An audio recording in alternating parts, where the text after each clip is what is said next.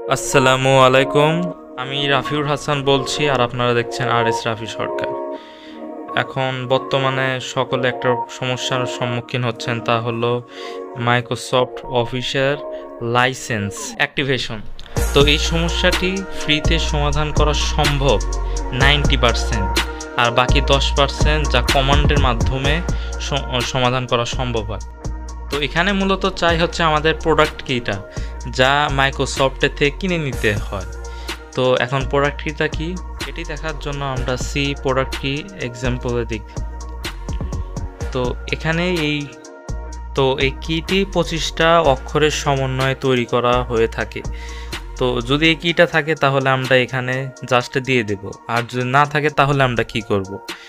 এটি করার জন্য আমাদের একটা নিনজা টেকনিক করতে হবে। তা হচ্ছে আমরা সিম্পলি দিস পিসিতে যাব, যার পর লোকাল ডিস্কে যাব, মানে সি ড্রাইভ যাকে বলা হয়। কেন সি ড্রাইভে যাব? কারণ বেশিরভাগ মানুষই সি ড্রাইভকে তাদের মেইন ড্রাইভ হিসাবে ব্যবহার করে প্রোগ্রামগুলো ইনস্টল করে থাকে বা সফটওয়্যার ইনস্টল করে থাকে।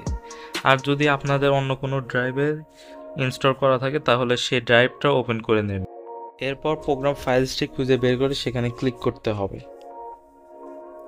এরপর এখান থেকে আমাদের মাইক্রোসফট অফিসটি খুঁজে বের করতে হবে, তারপর সেখানে ক্লিক করতে হবে। এরপর আমরা অফিস 16-এ ক্লিক করব। করার পর এখান থেকে আমাদের exe ফাইলটা খুঁজে বের করতে হবে। বের করার পর এখানে মাউসের রাইট সাইডে ক্লিক করতে হবে, করে রান অ্যাজ অ্যাডমিনিস্ট্রেটরে 3বার করে ক্লিক করতে হবে। আবারও ক্লিক করতে হবে, ঠিক আর একবার ক্লিক করতে হবে।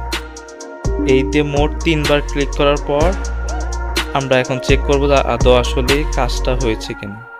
দেখতেই পাচ্ছেন যে এখন ঠিক আগের মতো চলছে। এখন আর কোনো সমস্যা নেই। এখন আপনারা চাইলে যে কোনো লেখায় লিখতে পারবেন।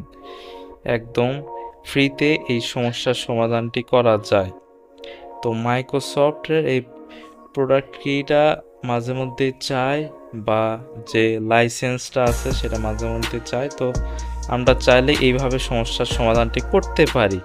তো এইভাবে 90%ই সমস্যার সমাধান করা যায়। আর যদি তা না হয় তাহলে বাকি 10% আমাদের কমান্ডের সাহায্যে সমস্যার সমাধান করতে হবে।